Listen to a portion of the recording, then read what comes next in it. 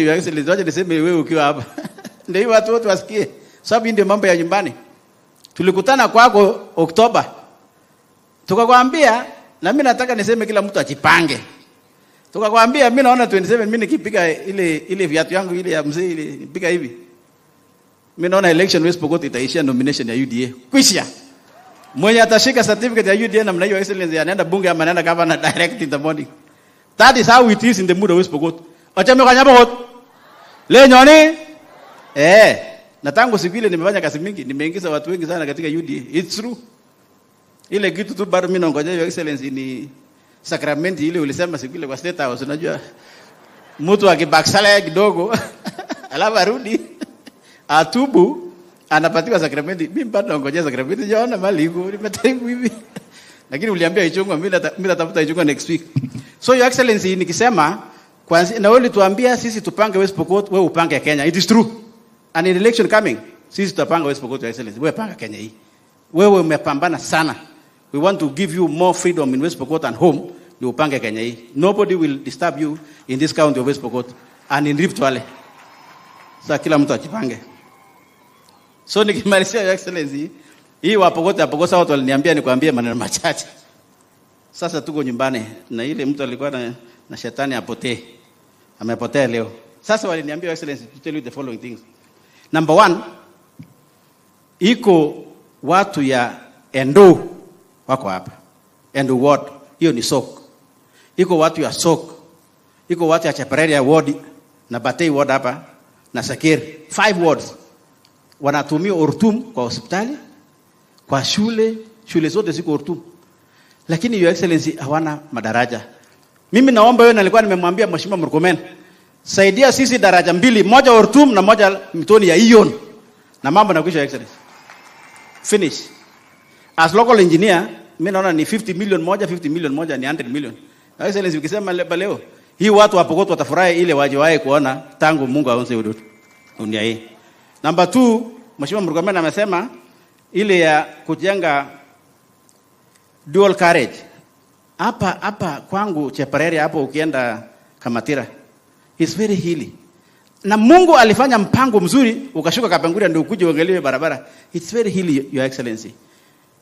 Usaidia Mheshimiwa Murkomen ajenge hiyo dual carriage, lakini immediately ile utasaidia sisi ni kujenga a climbing line kuanzia hapa Sebit mpaka Makutano. Hata kama hakuna lami tuweke ile climbing line, ndio hii malori yetu ya kusaidia sisi iende ikipitia hiyo njia, ndio hii watu wafanye biashara Your Excellency.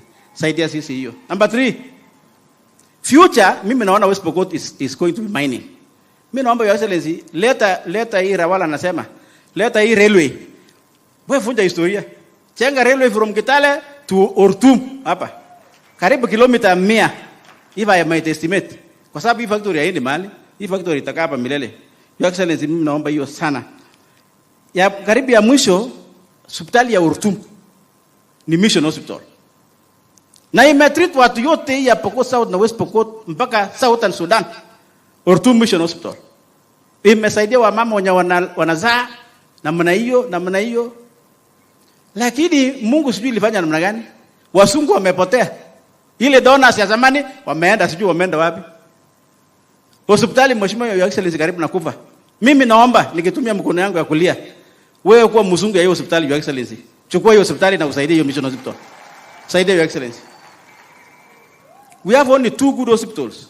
Ile ya serikali ya Mheshimiwa Kachapin iko pale Kapenguria. Lakini ile wa Pokot mpaka Sudan, mpaka Baringo, Tiati wanajua. No, najua Your Excellency, I don't want to explain more that. But what has happened, kwa sababu ya wazungu sijui wameenda wapi, hakuna mtu anasaidia hiyo hospitali. Your Excellency, if you take over that one, hata Mungu atasaidia wewe na utaishi. Na mimi nafikiri hiyo sio mwaka 25. Waje tubadilishe katiba. Waje tubadilishe katiba. Kwani iko nini? Bwana asifiwe. Ya mwisho Your Excellency, iko shida yetu hapa. Na mimi na Mheshimiwa Moroto tumefanya petition to the Minister for Lands. Iko shida Your Excellency hapa Chepchoina phase 3. Take charge of that Chepchoina phase 3. Take charge Your Excellency. Na anza na DC anayekaa hapa Endebess. Kuna watu wanaenda nje wanaomba kura yao alafu wanakuja kupromise watu hapa kwamba kuna shamba. Your Excellency, mimi naona tumemaliza hii piece ya Turkana na sisi tumemaliza. Wewe saidia sisi ya Endebess. Finally Guru, karibu nyumbani. These are the following things raia wamesema ufanye. Ya kwanza, maji Rawal, maji. Pamba maji iende ile mlima, ikuje ishi hapa kwa watu wakunywe hapa na watu wakunywe Ortum. Rawal, sioni sawa? Sioni yako mzee? Ya pili, barabara 3. Hii ya kwenda Chebukariong, hiyo ni yako, si ya president. Ile ya kwenda Kerelwa, hiyo si ya president, hiyo ni yako. Ya president ni ya kwenda hapa, Your Excellency, weka lami leo. It's only 7 kilometers. Kutoka hapa mpaka Tapati, kupitia hapa naitwa Parwa. Mali ulishuka siku ile na ndege tulikuja.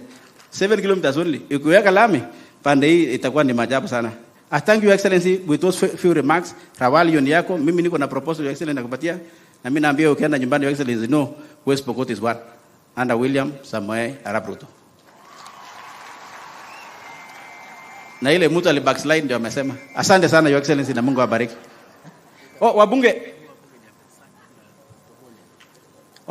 Wabunge wale wenzangu wametoka nje. Wasimame tu watambue jameni. Simameni wote jameni. Pigeni hawa makofi jameni. Lakini kwa heshima, Your Excellency, mimi ni bunge na mimi ni chairman ya bunge. Wacha ni allow my friend. You know, we are chairman in National Assembly. I'm chairman in PIC.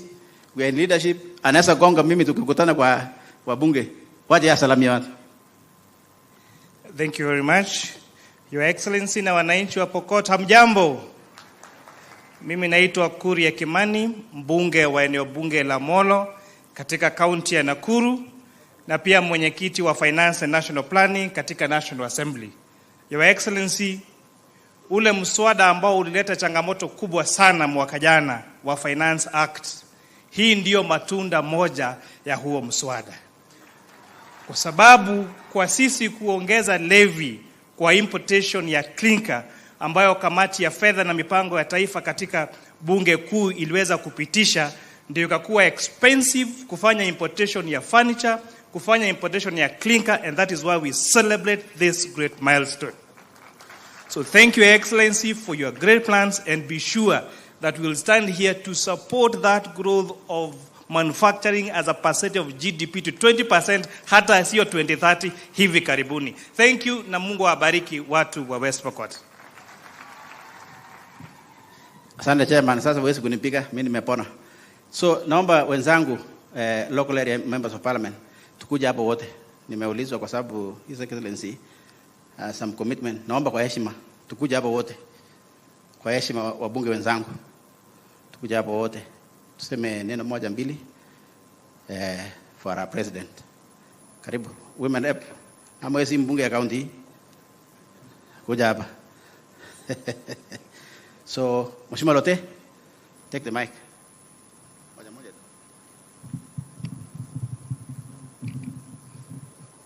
Your Excellency Daktari William Samoei Ruto, the President of the Republic of Kenya, pamoja na waziri wako wote, Guru ambaye ni chairman wa hii kampuni, na wananchi wote, hamjambo. Sepai Pokot. Mheshimiwa Daktari William Ruto, nakumbuka wananchi ambao walikuwa wanatawaliwa na mmoja anaitwa Musa, waliambiwa watapelekwa hadi Canaan, lakini ilifika mahali Musa hakuwafikisha, Harun aliwafikisha. This factory has been fought with blood and tears, Your Excellency. Many years, kuanzia wakati wa Moi.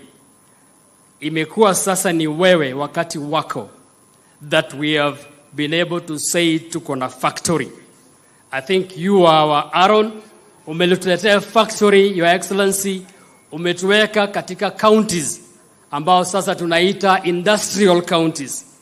We were known as livestock thefts, lakini sasa siku ya leo kulingana na uongozi wako, na tunajua kwamba wewe umesupport DEFCI sana.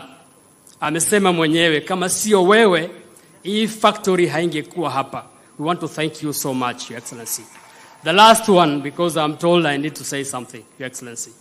I represent the people of Kacheliba constituency. Na nikipata nafasi ya kuja kwako, nitakuambia jambo moja ambao weniambia kwa niaba ya watu hao. Nilipokuwa natembea asubuhi, wakaniambia ukipata huyo miracle worker, waambie the following. Nikawauliza miracle worker kwa namna gani? Wakasema inawezekanaje kwamba mwaka jana watu walikuwa wananunua gorogoro ya mahindi kwa 200, saa hii wananunua chini ya 100. Wakaniambia inawezekanaje mwaka jana saa kama saa hii tulikuwa tunanunua petroli na 240, saa hii tunanunua na 190.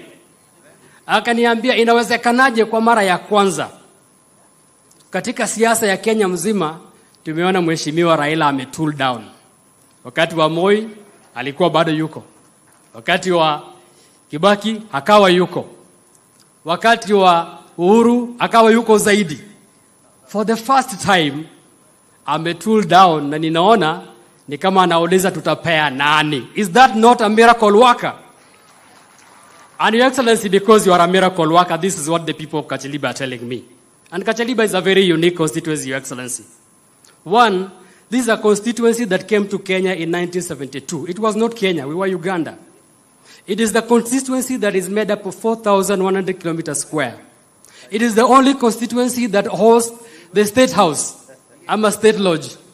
It is the only constituency that borders Uganda. Your Excellency, these people are saying two things. One, they are asking, Namaliza, they are asking for a sub-county called Kapakali sub-county, Your Excellency, because of the size. Two, Your Excellency, they are asking for 2 roads. One, to support what the chairman Defki has said. To open up Uganda, we are asking for a road that comes from Kacheliba all the way to Bukwa, so that these products can reach Uganda very quickly. They are asking for a road that comes from Konyao all the way to Kasai, where we've got gold and coltan, the CS has said. It is going to support the factory. Your Excellency, kwa hiyo, tungependa kusema unapoona hii rangi, tumeamua. Your Excellency, we are there. 2027, sisi na UDA pamoja. Asanteni sana. Basi Your Excellency, nataka nichukue nafasi pia kukupongeza na kukushukuru. Najua si mara ya kwanza wewe ulitembea area hii. Wakati ulikuwa mjumbe bure, mpaka sasa maombi yako ile ulikuwa unaomba imeanza kutimia. Nakumbuka wakati mmoja ulikuwa unasema kwa nini watu wa Pokot wanaenda Pokot, watu wa Turkana wanakuja pande hii. Nikakwambia hiyo ni mboka ya watoto. Watoto wakilia njaa unaenda kwa jirani. Na ya jirani pia akilia anakuja kwa jirani yake pande hii. Hiyo sasa utasikia tena kwa sababu ya vitu kama hii. Hiyo ni maombi ambayo ninasema imefanyika. Lingine tunataka niongeze ile Mheshimiwa Kosing alisema mambo ya Chepchoina. Nilikwambia nakushukuru sana. Nilipokuambia tulipokuwa na Ifasha. Hii shamba ilipeanwa 94 to 97. Wengine sasa wanakuja na ni Hasla ndiye alipewa mpaka wale walikuwa wanafanya ADC. Lakini sasa unapata kwamba wale wadozi wengine hata wanakuja na helikopta na magari kubwa kubwa. Bas mimi nilisema si kitu. Unajua shetani akitembea tunasema tutembee na hiyo naye.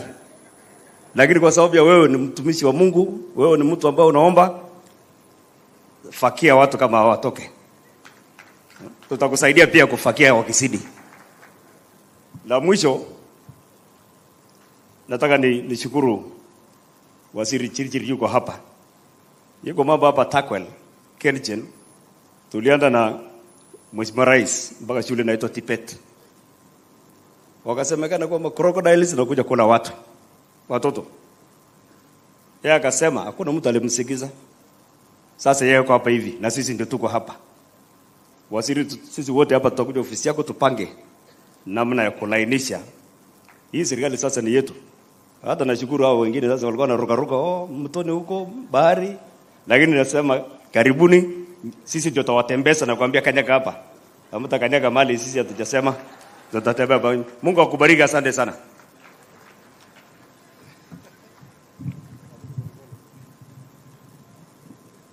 Your Excellency, the President of Kenya, Dr. Samoei Ruto, CSS President, PSS President, MPs, na Bwana Guru, na wananchi wote wa Pokot. Bwana asifiwe. Tumsifu Yesu Kristo. Asanteni sana. Kwanza naitwa Rael Kasiwai, County MP West Pokot ama Mama County. Na nichukue fursa hii kukaribisha president wetu hapa West Pokot kwa kusema karibu nyumbani. Karibu president, karibu kao. Pili ni shukuru Dr. Guru kwa sababu ameleta factory kubwa kama hii hapa West Pokot. Thank you for trusting the people of West Pokot and investing in West Pokot. Tunajua watu wengi wamesema West Pokot is not secure.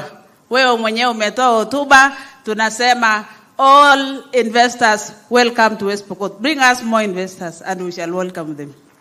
Pili ni kuombe kwamba unajua ng'ombe ikichinja nyumbani, wale wengi wanafaa kufaidi ni watu wa nyumbani. Kwa hivyo nasema utuandikie watoto wetu wa hapa at least 90% wafanye kazi hapa factory ya Cemtech. Kwa sababu hii imekuja kutufungua ama imefungua kaunti hii na tutapata faida nyingi kupitia factory kama hii. President, nisema asante sana kwa sababu umetukumbuka sisi watu ya West Pokot. Umetuappointia PS Arumonya. Umeappoint dada yangu Lilian ambaye tulikuwa naye race. Ninaomba tu umalizie wale wachache wamebaki ili kaunti hii ikue sawa sawa kikazi. Tuko na Mheshimiwa Munomi, najua hiyo umepanga mambo yake. Professor pia ako pale, tunajua utafanya jambo. Mheshimiwa Rais, kama Mama County, ninajua kuna shule nyingi hazijafungua kule sehemu ya Chesekon ama border zetu, shule 5. CS Kindike anaelewa, kwa hivyo wewe tu nikukumbusha yeye harakisha hao watoto warudi shuleni. Na njia moja ya kufungua hizo shule ni kutusaidia KDF pale border ya Marakwet and Pokot, mahali inaitwa Chesekon, Sokotou, na hapo amani itarejea, watoto wataenda shule na hata wananchi ambao wamehama watarudi nyumbani, kwa sababu hapo sasa hivi imekuwa no man's land. Tunajua hiyo itakuwa sawa sawa. Mheshimiwa Rais, tunakushukuru ulifungua sub counties.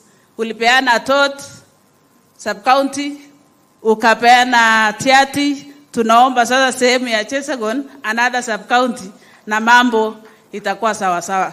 When we have many administrative units, hata maendeleo itakuja na ile mambo ya insecurity itapungua. Kwa hivyo Mheshimiwa Rais, najua unatupenda na haya yote itafanyika. Kwa hayo machache, najua governor wetu ameomba appointment. Ile siku tutakuja tukaya chini tukunywe chai, tutasema mambo yote. Kwa leo nasema asante na karibu tena West Pokot. Mungu awabariki.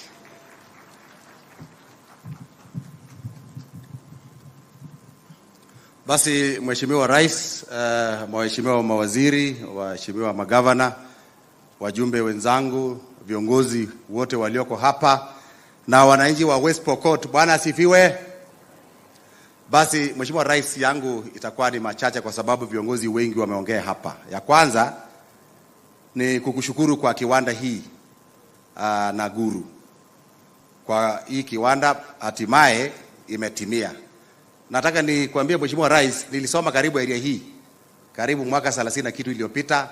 Nilisoma shule inaitwa Urtum O level. Siku hiyo tukaambiwa kiwanda itakuja hapa. Nikajipanga. Nikasema nikienda A level nitaenda kufanya hesabu na vitu vingine ndio nikuje kusimamia hii kiwanda. Sasa tangu hiyo miaka mpaka leo mimi nimeenda kufanya vitu vingine. Lakini nilikuwa nimejipanga nikuje nisimamie hii kiwanda, nikaenda from 5 6 alafu ati nikuje nisimamie hii kiwanda. Lakini sasa kumbe ilikujia wakati hii na nashukuru kwa sababu imekuja sasa wakati mimi ni kiongozi katika kaunti ya West Pokot. So nataka nishukuru kwa ajili ya hii kiwanda na natumai ya kwamba ile maono nilikuwa nayo wengine pia watakuja tu watu wa hapa kuweza kusimamia hii kiwanda na pia kufanya kazi katika kiwanda hii. Siku hiyo tulikuwa tunaambiwa inakuja lakini imechukua muda. So nataka niseme asante. Itabadilisha area hii vile watu wengine wamesema kwa mambo ya kazi, mambo ya biashara na mambo mengine. So tunataka kushukuru. Ya pili, watu wamesema wale ambao umesaidia na tumeweka katika serikali yetu. Kuna wale ambao bado tunatarajia kwamba bado wataangaliwa. Tutashukuru hawa pia wakiweza kuangaliwa, wale board of directors, wale CEOs, chairmen ya boards na hata hao wengine ambao bado tunatarajia wakwe ambassadors. Tunashukuru Lilian, tunashukuru PS Arumonyang na wale wengine ambao tulikupatia majina yao, bado tuna matumaini ya kwamba watapangwa. Mheshimiwa Rais, watu wa Sigor wameniuliza nikipata hii nafasi ni kuombe kwamba Cheptulel na Chesegon iko mashule 5 ambaye imefungwa mwaka 2, na serikali siku ile ikisema kwamba mashule ifunguliwe, mpaka leo hizo mashule hazijafunguliwa. So tunataka ni kuomba ya kwamba pale Chesegon, Cheptulel tuweke KDF. Walikuja wiki moja, wiki 2, amani karejea. So kuna mashule 5 hazijafunguliwa. So tunataka niombe Mheshimiwa Rais tuweke KDF pale, tuweke kambi yao, hii term ya pili ile mashule iweze kufunguliwa. Tunaomba hiyo. Ya pili, tunataka kuomba reconstruction ya hiyo mashule kwa sababu imekaa miaka 2 bila kufunguliwa, hakuna watu pale, watu walihama. So wale KDF pia wakija pale wakuje wajenge zile mashule reconstruction, alafu watoto waanze kuingia ndani tuone. Na kuambatana na hiyo Mheshimiwa Rais, pia walimu pia walipotea. So kama tunaweza pata walimu 5 kila shule 5 ama 6, walimu 30, watu wa Cheptulel, watu wa Sigor watarejea wakiwa na walimu. Hiyo nitashukuru sana. Alafu ndio serikali ikaribie watu. Tunaomba Chesegon sub county, saizi ni division, waje ikuwe Chesegon sub county, ishikane na ile ya ngambo ya upande ya Marakwet, DCC akwe karibu na hapo, ndio hii mambo ya ukosefu wa usalama tukabiliana naye kwa karibu. So Chesegon sub county ndio watu wa Sigor wameniambia nikipata nafasi niulize. Weiwei phase 3. Weiwei phase 3 ulikuja wakati ulikuwa naibu ya rais pamoja na rais wakati huo 2016, na siku hiyo tuka launch phase 3 na mpaka leo haijakamilika. So kama kuna mambo kidogo bado iko katika National Treasury na nini iweze kuharakishwa, ndio sasa wananchi waweze kupata ile mashamba yao ya phase 3 na tusalishe chakula katika Kenya hii, alafu tuwe food secure. Karibu ya mwisho Mheshimiwa Rais, hata wakati ulikuwa makutano nilisema kuna barabara Seker iko na changamoto sana. Nikasema barabara iwekwe lami, barabara ya kutoka Chepkaun mpaka Kapor, vile watu wameomba hapa. Hiyo ikiwekwa tutashukuru. Zile zingine Murkomen amesema macontractors watarejea katika kazi hiyo. So hiyo tutashukuru. So hiyo barabara ikiwekwa itakuwa mzuri. Mwisho, tarehe 26 tumejipanga kwa ajili ya uchaguzi ya UDA katika kaunti ya West Pokot. Sisi ni baadhi ya makaunti za kwanza tutafanya uchaguzi tarehe 26. Tuko tayari kwa sababu tumeshikilia chama kuanzia hapo nyuma mpaka saa hii na kwenda mbele, bado tumesimama kidete. Marafiki yangu Mheshimiwa Kusinga amekuwa hapa na wale wengine wanasema 2027. Tunasema karibu. Lakini kwa saa hii sisi tunapanga hii chama sisi.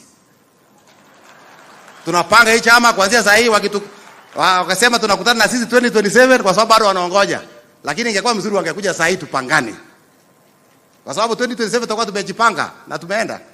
Lakini si mbaya, ukikuja itakuwa ni mzuri. Karibuni, tunataka 2027 kila mtu akwe kwa hii chama na kila mtu awe ameamini vile tulisema na twende mbele vizuri. Asanteni sana.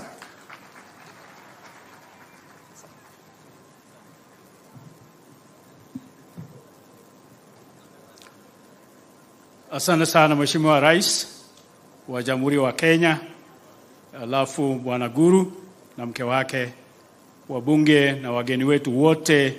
Bwana asifiwe. Kwa ruhusa yako Mheshimiwa Rais, ningependa kusimamisha senators ambao wako hapa ambao wamekuja na wewe na wale wengine, kama wanaweza simama tu wananchi waone.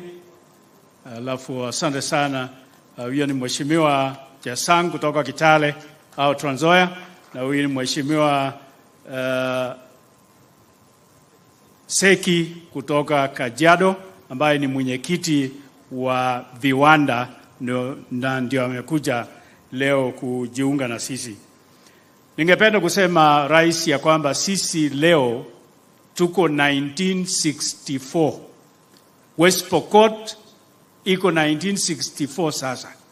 Wakati mambo yalichomoka tu kutoka uhuru, na sisi sasa tunapata uhuru kwa sababu ya kiwanda hiki ambacho Mungu ametusaidia tukapata. Sisi hapa sasa tutapata kazi ambayo hatukuwa tukiota, na kwa hivyo tunakushukuru kwa kusaidiana na Guru ili kazi, kiwanda hiki kiweze kuwa hapa. Na pia tunakushukuru sana Rais, wakati wewe ulikuwa unasema ya kwamba tuweke attention ya kwanza mambo ya chakula ili Kenya kwanza ishibe.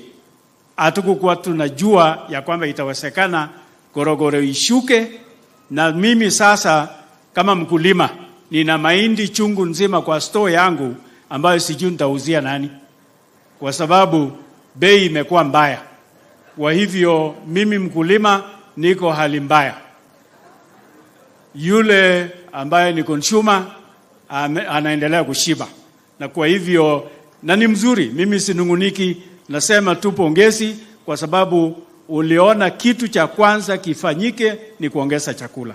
Na pia dola ambaye singejua ingekuja chini, imekuja chini, na kwa hivyo dola sasa iko katika taabani, inaelekea 100 kutoka 162, na kwa hivyo uchumi sasa itaendelea kuwa mzuri na itaingia pahali ulikuwa unasema na tulikuwa tunasema pesa mfukoni. Pesa sasa itaingia na mfuko utafura, kwa sababu pesa zitaendelea kuwa. Na pia kwa sababu hii industry sasa iko hapa, naomba Rais ya kwamba IT ya Chesegon iweze kumalizwa ifanye kazi, ili watoto wetu sasa watoke pale waje wafanye kazi hapa. Alafu pia ile ya Chapareria ile ilianguka, sijui iliangushwa na upepo au punda sijui, pia iweze kuanzishwa ili watoto wetu watoke Chapareria waje wafanye kazi hapa, kwa sababu hatutaki force ya technicality yote itoke nje. Tunataka watoto wetu wawe technical ili waweze kufanya kazi hapa, na watasambaza pesa katika vijiji vyetu. Na pamoja na haya sasa hapa itakuwa industrialized. Maji ya Murunyi tunaomba imalizwe ili ije tusaidie, na slaughterhouse ile mtu alitaja. Kwa haya machache Bwana Rais, tunaomba appointment. Tunataka kukaa na wewe, tuongee na wewe. Asante. Asante Senator na viongozi wenzangu. Pia nataka kuconfirm Mheshimiwa Rais vile Senator amesema, apart from unga ile imeteremka hapa West Pokot, sukari ilikuwa 12,950 kilos. As we speak now ni 5,400. Iko na teremka. Mafuta pia ya kupikia imeteremka. Pia sisi hatukuwa na shida ya mbolea. Mbolea sisi hatukuwa na ile, tunasikia haikuwa mbaya hapa, na mimi nikasaidia hawa kupatia mbegu kila household ya kupanda. Kwa hivyo hawa watu yako nafikiri cost of living itaenda chini. Basi nataka tu nitambue tu kwa kusimama naibu gavana wangu, tunafanya kazi vizuri. Robert Komole hako pale. Mheshimiwa Speaker wa kaunti hii Bwana Kaptui ndio hako hapo. Mheshimiwa Lomnokol ambaye wewe uliteua kwa ile kiketi ndio hiyo hako hapa. Mheshimiwa Lilian Chepchepkai ambaye sasa atakuwa High Commissioner kule Zambia ako hapa. Aliyekuwa governor ambaye alichukua kwangu, pia nikatoka kwake, sasa sijui. Professor Lonyagapu hako hapo. Very good. Nasema nitambue hiyo watu sasa, mkitoka hapa watanishambulia.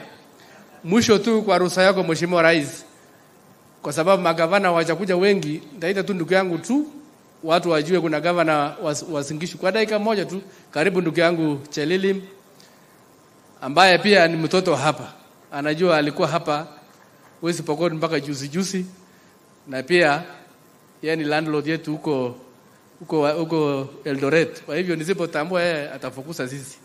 Karibu sana.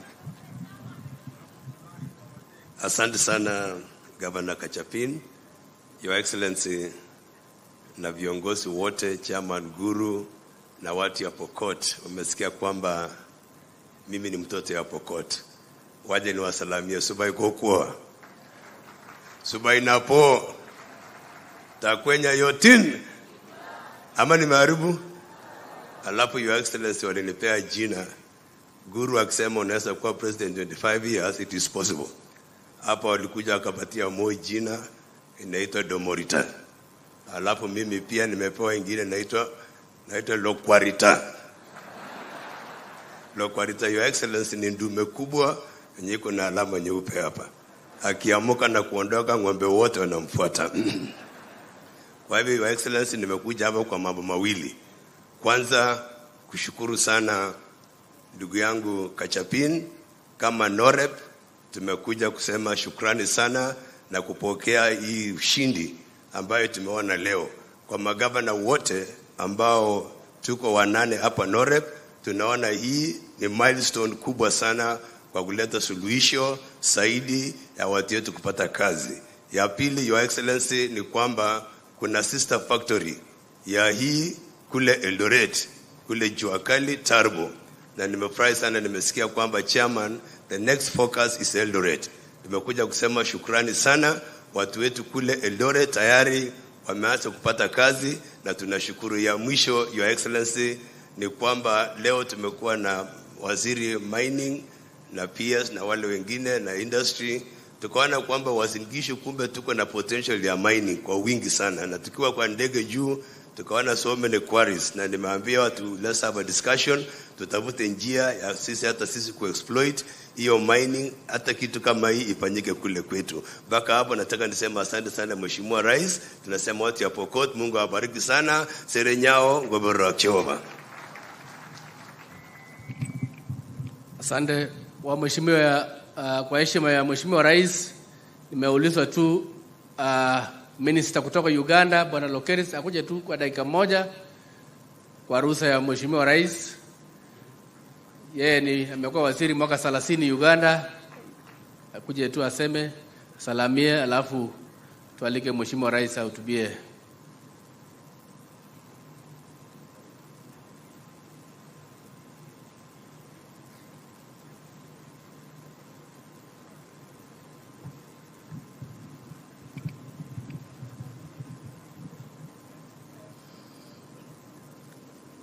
Your Excellency, Honorable Ministers, I'm told here they say cabinet ministers or secretaries. So I have to follow that. Captains of all industries present, the clergy, my colleagues, members of parliament, and everybody present. Your Excellency, I'm delighted to be here today. I think I was called in 2 capacities. Last week, I was responsible for mines, Minister responsible for all mines in Uganda. Then there was some mini reshuffle. They say now, I am a minister for the affairs of Karamoja. And maybe as you can hear my name, because I also know you as the origin, I am called Honorable Peter Dr. Lokeris Teko. Those are my names. So I come from near here, not very far. And that's why I can now greet the Pokot. Supai. Supai nabo. Takwenya. Aha, it means somebody is in here hearing this language. My own father was born from this place called Karita long ago.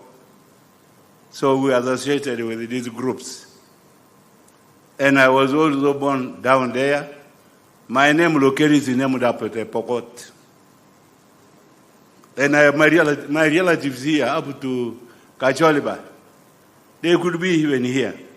So, Your Excellency, I am very delighted with what you are doing to develop this country.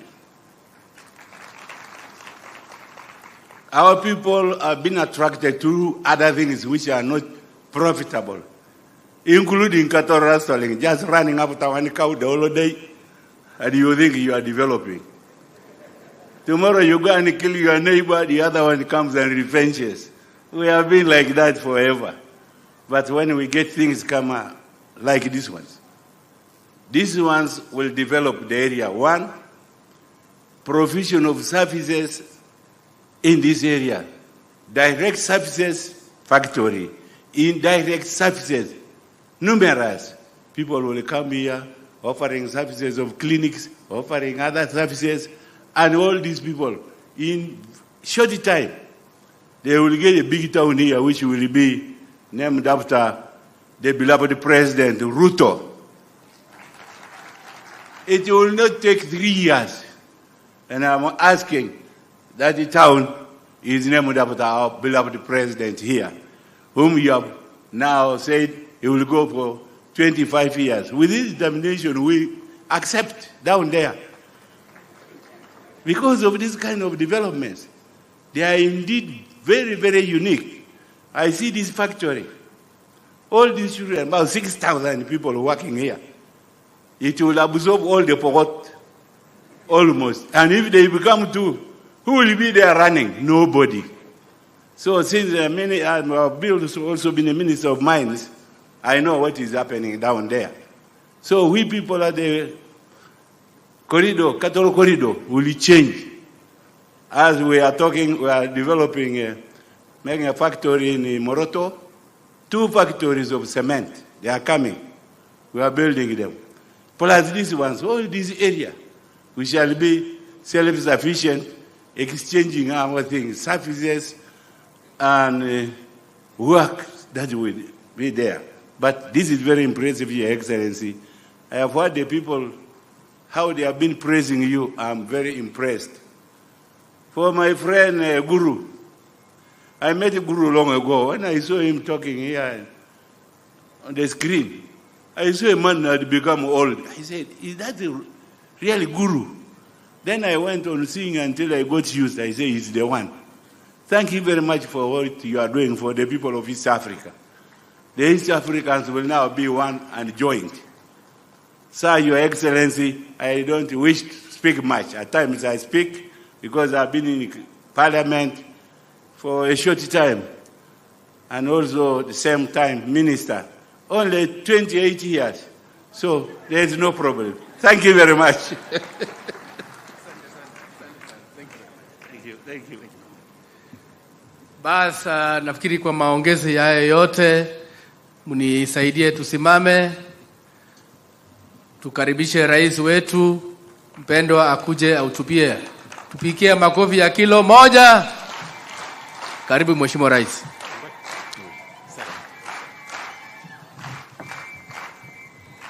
Haya, asanteni sana, tafadhali tunaweza keti chini. Thank you very much. Mheshimiwa Gavana wetu wa West Pokot, rafiki yangu Kachapin, my brother Raval Guru and the Defki family, mawaziri, viongozi wote na ndugu zangu wa West Pokot, hamjambo. Sobai kokwo, sobai nabo, takwenya yotin. Bwana Yesu asifiwe. Hebu mnisalimie hivi hewani nione watu wa West Pokot. Hey! Naona kweli mko na maneno mmekuja.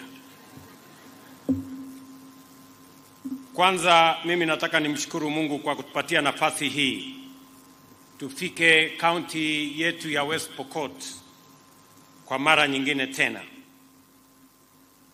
Na mtanipatia nafasi kidogo kwa sababu tuko na viongozi wengi. Tuko na watu wengi, marafiki wametoka sehemu mbalimbali. Marafiki wa ndugu yetu Bwana Guru na kampuni yake.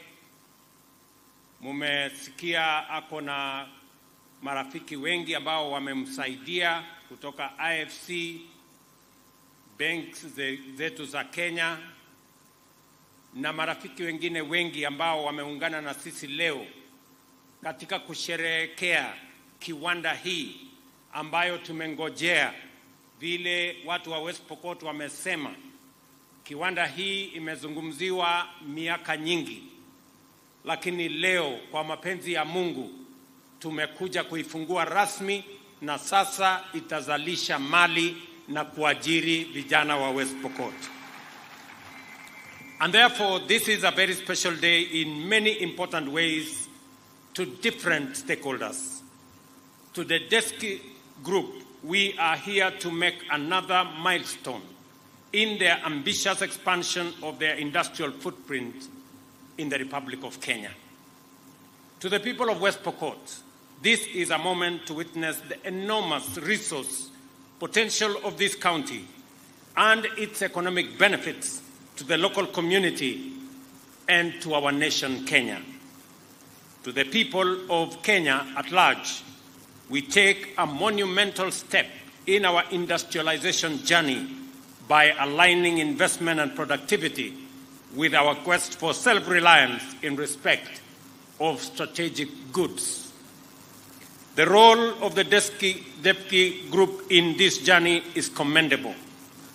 Two of their investments, National Cement and now Cemtech, produce 6 million tons of clinker annually, which is equivalent to our national demand as a nation.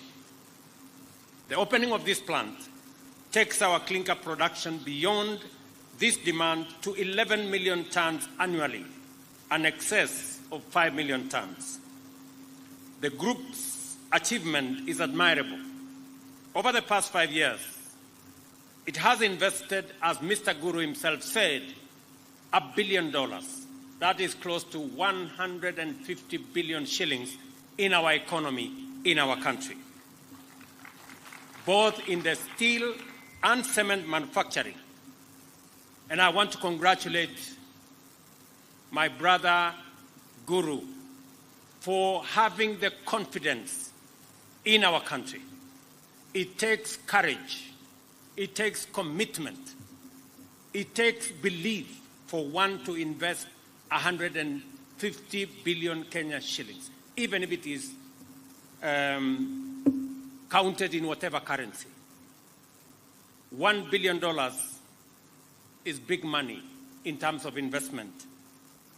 It doesn't matter the currency you use to count. Additionally, it now employs 11,000 Kenyans directly and more than 40,000 Kenyans indirectly. In this plant alone, over the last 4 years, 5,000 people have been working in this plant. Going forward, 2,500 people will be working here every day. And that does not include the transporters and all the other people that will benefit from this ecosystem. The business, the entrepreneurs that will be developed by this factory will contribute immensely to what Kenya of the future and West Pokot of tomorrow will look like. West Pokot County is about to experience an economic resurgence through incomes and various sources associated with the factory, including wages, consumption, and increased revenues. At the national level, the economic benefits of Deski Group's investment are critical and also substantial. Local manufacturing of clinker and steel has saved the country foreign exchange to the tune of $500 million every year. And the Deski Group remits 2 billion shillings every month in form of taxes to the Republic of Kenya. That is 24 billion shillings every year. You've also heard that he pays 1 billion shillings every month in power charges to our Kenya Power company. That level of commitment, investment, and paying taxes demonstrates immeasurable patriotism to the Republic of Kenya, and I want to say to my friend Rawal, congratulations. Tafadhali huyu muungwana tumpigie makofi jameni.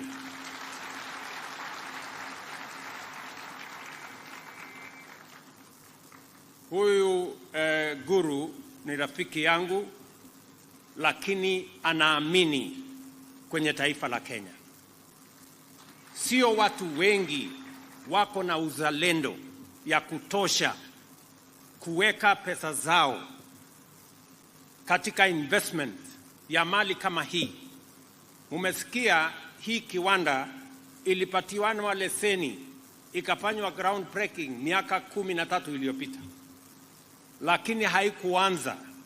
For 13 years, nothing happened. Kwa sababu people had excuses. Oh, you know, West Pokot is insecure. Oh, you know, there is imports of Clinker and many other excuses. But when Defki came into the scene, a man who believes in Kenya, who has demonstrated his patriotism to the Republic of Kenya, he overcame those challenges. He overcame those excuses. And that is why today we have an investment of 45 billion shillings in West Pokot. Wakati mmoja nilikuja hapa West Pokot kwa uwanja. Na niliwaeleza watu wa West Pokot ya kwamba ni maono yangu ya kwamba hii West Pokot tuibadilishe.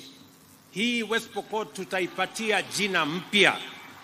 Haitakuwa West Pokot ya wizi wa ng'ombe, ya njaa, ya kukosekana kwa usalama. Itakuwa ni West Pokot tofauti. Munajua ile kazi tumefanya hapa West Pokot. Tumejenga barabara ambayo haikuwa imejengwa na serikali nyingine yoyote for the last 8 or so years. We build roads in this county. Mumesikia ile mpango tuko naye kwa zile barabara ambazo zimesalia. Barabara kutoka kule maili 9 kule Leseru all the way mpaka Murpus hapa. Tumepatiana hiyo kandarasi, tumepata pesa kutoka Africa Development Bank, na katika hiyo mpango tutajenga hiyo barabara. Yale mambo mengine mumeniuliza, kwa mfano tufanye dualing pale Makutano, tufanye dualing hapa Kamatira kutoka hapa chini,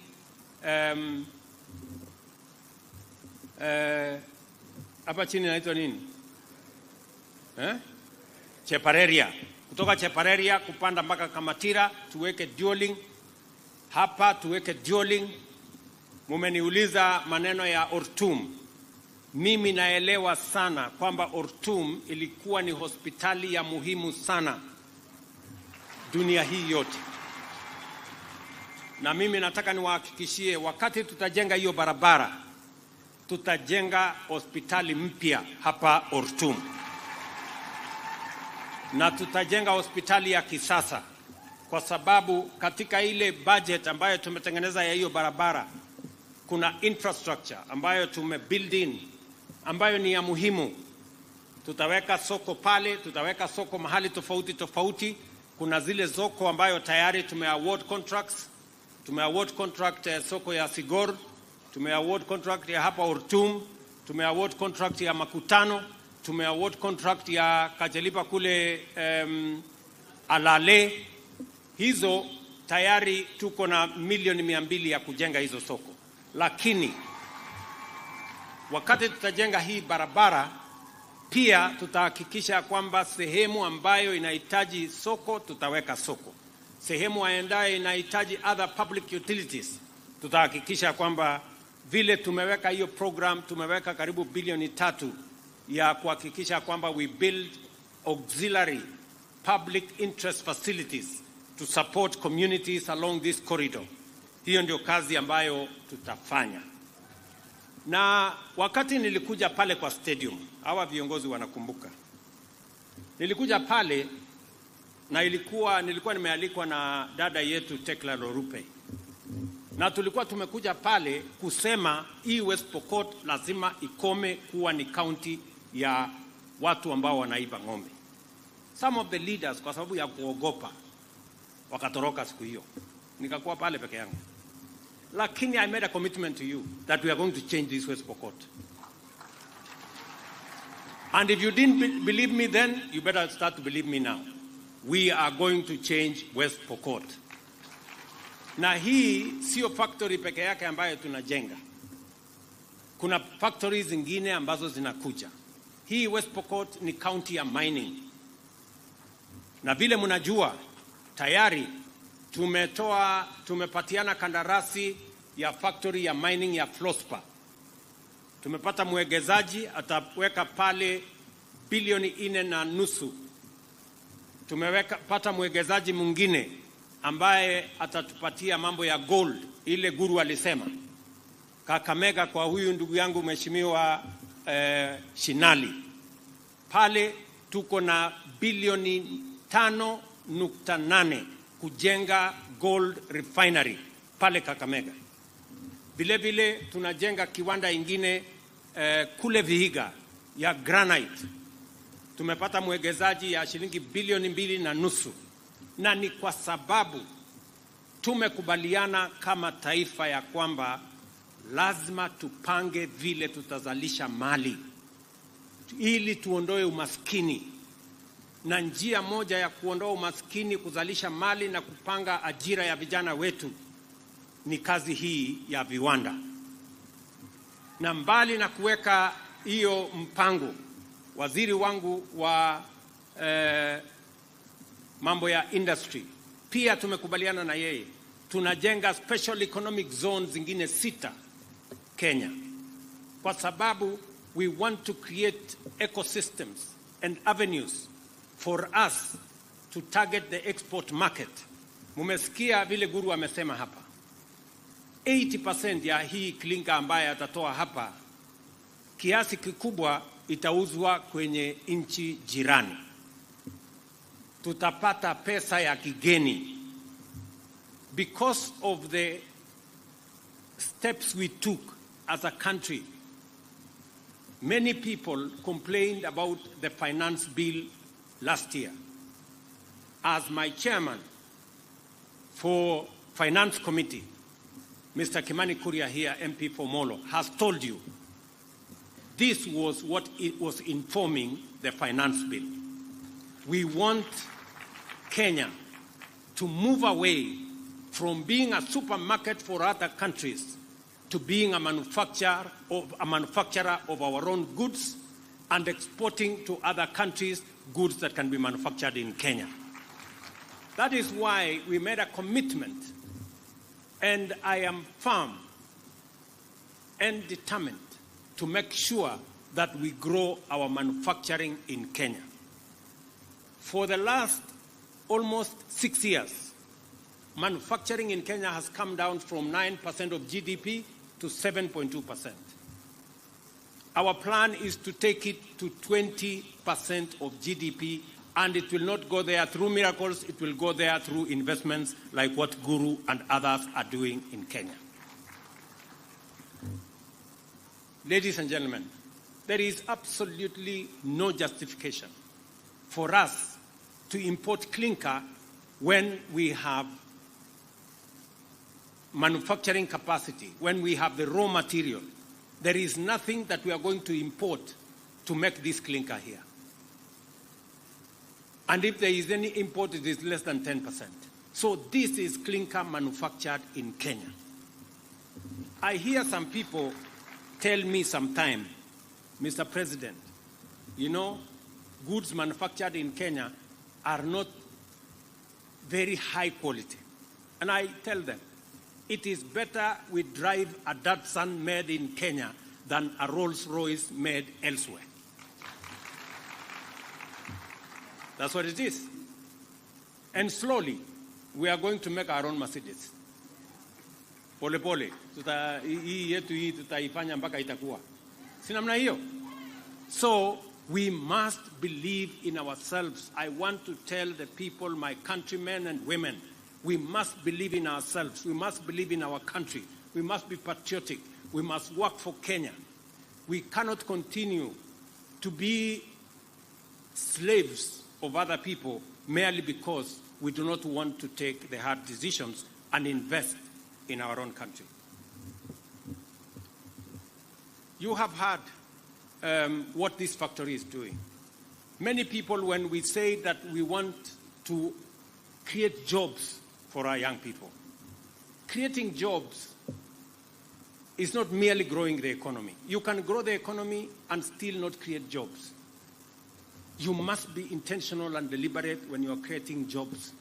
That is why we are investing in different programs. Apart from manufacturing and processing, we have a housing plan that is supposed to grow our housing units by 200,000 every year.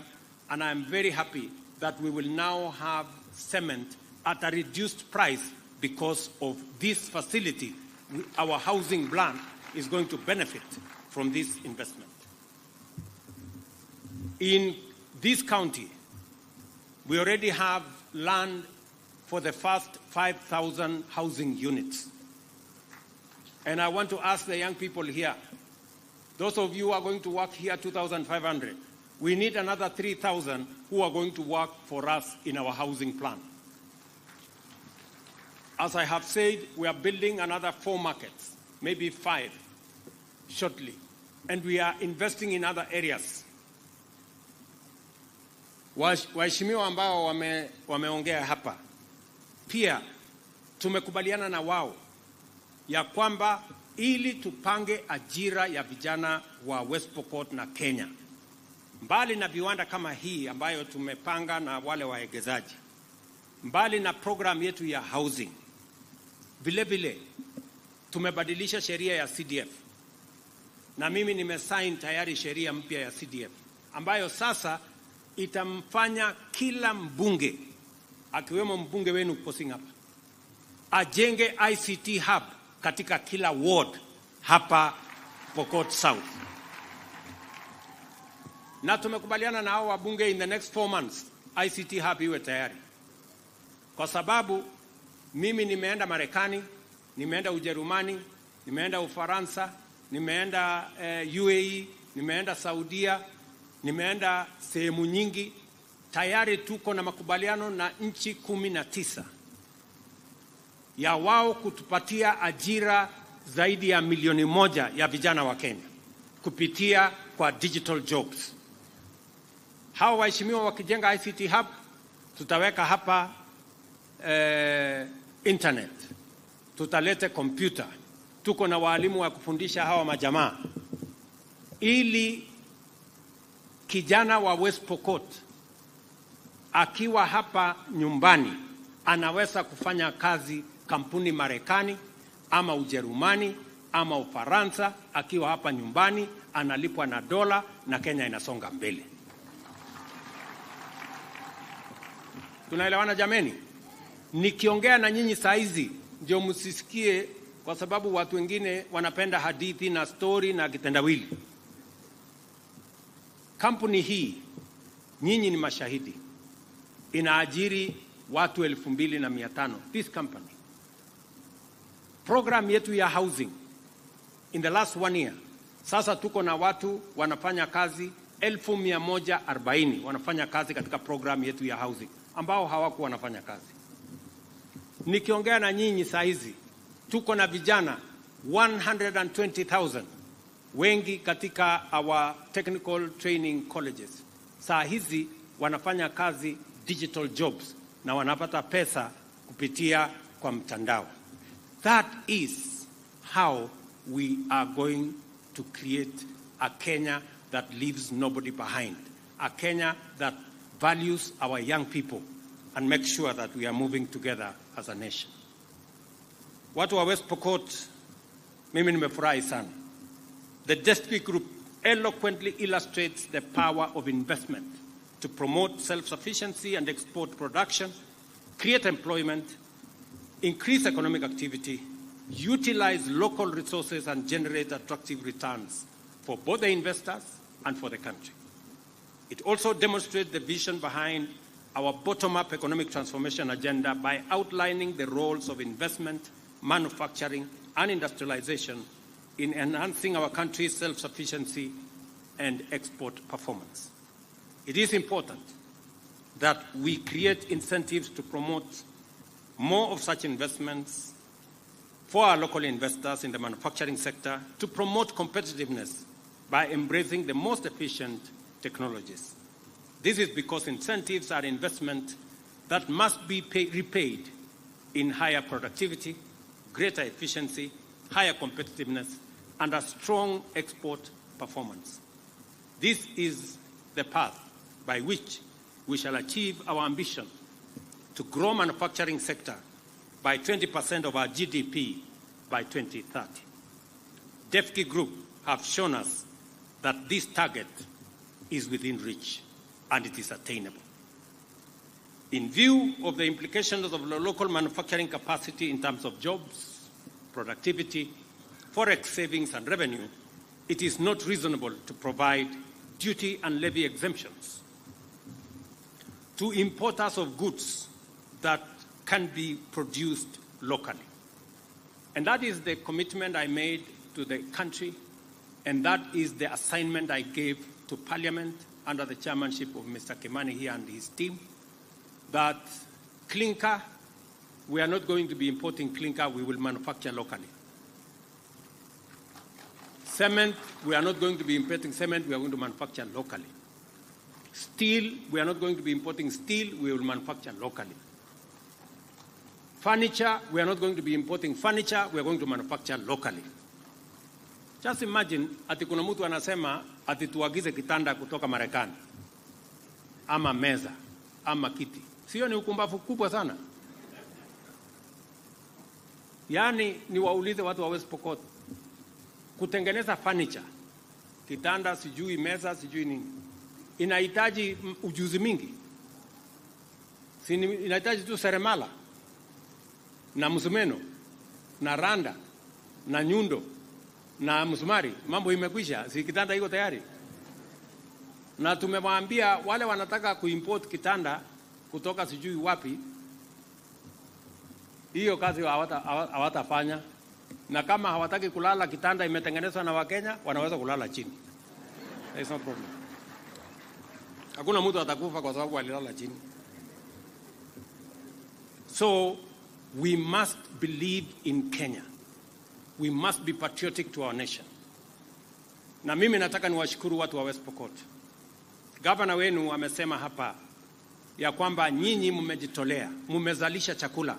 And I want to thank the people of West Pokot. Mmezalisha chakula ya kutosha, mkajilisha wenyewe na mkatusaidia kulisha Wakenya wengine. Pia gavana wenu amesema mmepata mbolea. Mimi wakati nilikuja hapa nikaomba kura zenu, mimi kati ya mambo niliwaeleza ni kwamba hii mambo ya mbolea mimi naelewa, na tutapunguza gharama ya mbolea. Hiyo ilikuwa 6,000, mwaka huu tunauza na 2,500, na bado tuko na mpango. Na hiyo kazi ambayo tumefanya ya kupunguza hiyo gharama ya mbolea imetusaidia kwa kahawa, imetusaidia kwa chai, imetusaidia kwa sukari, imetusaidia kwa mahindi, imetusaidia kwa ngano. We have production now in Kenya. Na Mungu akatubarikia na mvua mwaka uliopita na mwaka huu. Mimi nataka niwaulize Wakenya wote, let us focus and make sure that we remove and eliminate the shame of hunger in our nation by making sure that we produce. Mimi nataka niwashukuru Wakenya wengi. Siku hizi nakuta hata watu ambao hawajawahi kulima, siku hizi wameanza kulima. Watu walikuwa na tai mzuri huko Nairobi, siku hizi wamerudi mashambani, wanalima na kurudi Nairobi. Mimi nasema pongezi kwa Wakenya. It is a moment in history where all of us as a nation know what we need to do to deal with the shame of hunger in our country by making sure that we enhance our productivity. Na ndio mimi nataka niwaeleze wakulima wa Kenya ya kwamba tuko na mbolea ya kutosha. Tulikuwa na changamoto kwa sababu ya kusafirisha mbolea, tuko na vita huko sijui Ukraine, tuko na vita huko katika Red Sea, ikatulazimisha tuzungushe fertilizer ipitie mpaka ipite South Africa, ikachelewa kidogo pale nyuma, lakini tuko na fertilizer ya kutosha. Every farmer will get the correct fertilizer. Na wale watu wachache, kwa sababu kuna wakora ambao wanataka kuhujumu hiyo kazi ya muhimu ya kuzalisha chakula.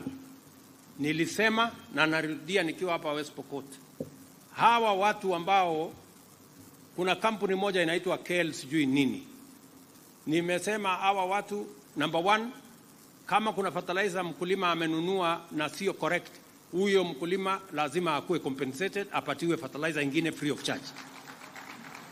Na wakora wote mambo yao ni matatu. Ama tulikubaliana namna gani? Si mambo ni matatu? Wakora wajipange. So, na mimi nataka nishukuru what Parliament did in our policy change to promote local manufacturing. I am happy to announce that apart from Guru here, who has invested in this cement, in this clinker plant, tuko na kampuni ingine 4 ambayo pia wamepata leseni, wameenda kujipanga wafanye hii kazi kama hii Guru wamefanya hapa. Wale watu wa steel, tuko na kampuni ingine 5 ambayo sasa wamejua hakuna mchezo. Sasa wamerudi, wametafuta leseni, wataenda kujenga kampuni kubwa ya kutengeneza steel ili tuweze kuhakikisha kwamba tuko na steel, tuko na cement ya kutosha Kenya. Na vile Guru amesema, tuko na soko kubwa ya East Africa, tuko na soko kubwa ya Africa, na tumetengeneza mambo through Africa Continental Free Trade Area. Sasa tumetengeneza soko moja kubwa. We should be producing and exporting from Kenya. So I want to encourage other investors that they have an opportunity to manufacture in Kenya, to sell in Kenya, and to export to the region, because we want to make our country an export hub for our region. Kwa hivyo najua kuna mambo mengi viongozi wa hapa wangetaka mimi nijibu. Kwa mambo ya stima, mumesikia vile waziri wetu Davis Chirchir amesema. Program yetu ya mwaka huu hapa West Pokot, tuko na bilioni 1.2 1.2 billion ya West Pokot ya kuunganisha stima kwa wananchi 18,000 wapya. Na tutapangana na viongozi wenu ndio tujue mahali gani kuna giza, mahali gani stima haijafika, ndio tupeleke stima huko, tuweke mwangaza, ndio shetani atoroke. Ama mnataka kukaa na shetani pande hii? Si mnajua mahali iko giza shetani anapenda hapo. So tutawakisha stima kila mahali, shetani ahame, awache kusumbua sisi. Vile vile mambo ya maji, tutaketi chini na viongozi wenu, tuko na program ya Murunyi, tuko na program zingine nyingi ambazo tumepangia. I will sit down with your leaders na tutakupaliana so that we can prioritize which ones comes first. Mambo yenu ya barabara, mumesikia vile waziri amesema, tutaongezea hizo zingine. Peter amesema, Mheshimiwa Moroto amesema, Kosing amesema, na ndugu yangu Lote wamesema, hao wabunge wenu wamesema hizo barabara. Nitaketi chini na wao so that we can agree, prioritize, ndio tujue vile tunaweza kusonga mbele kwa pamoja. Ile kitu mimi nataka niwaulize watu wa West Pokot ni kwamba vile tulikubaliana na nyinyi, njia ya kubadilisha West Pokot na kubadilisha Kenya ni kupitia kwa miradi, mipango ya maendeleo kama hii, kuhamasisha wananchi, tuweze kuweka umoja na tuondoe uhasama kati ya jamii hii na jamii ile. Vile mumesema mambo ya Chesegon hapa chini. Pale Chesegon mumesema kuna shule 5 haijafunguliwa. Mimi nataka niseme nikiwa West Pokot, in the next 2 days jeshi watakuwa pale Jesoko, na watakuja pale kuhakikisha kwamba hizo mashule imejengwa, na watakuja pale kuhakikisha kwamba shule zikifunguliwa next term, watoto wa kutoka hizo shule watakuwa pale, na tutakuwa na askari ya kuhakikisha ya kwamba watoto wetu wanasoma. It cannot be the case in the 21st century in Kenya, a democratic country, ya kwamba ati kuna watoto hawajaenda shule ati kwa sababu ya watu wakora wachache wanakimbia hapa na kuiba ng'ombe na kufanya ujinga. So we must deal with them and be very clear about what we must do. Tumeelewana? So today is Monday. By Wednesday, the military will be there and all the security agencies to make sure that that region is properly looked after, and the kids who are not in school, next term, they must be in school. Na kama kuna shule yoyote ambayo imeharibika, tutajenga mpya ili tuhakikisha kwamba watoto wetu wanarudi shuleni. Na hivyo ndivyo tutafanya in all other areas. Mumeniuliza mambo ya administrative units. Mumesema mnahitaji, sasa mmenichanganya, mmesema administrative unit ya sijui wapi na wapi na wapi. Tukiketi chini na hawa viongozi watanieleza so that we can prioritize, ndio tujue mahali gani inatosha.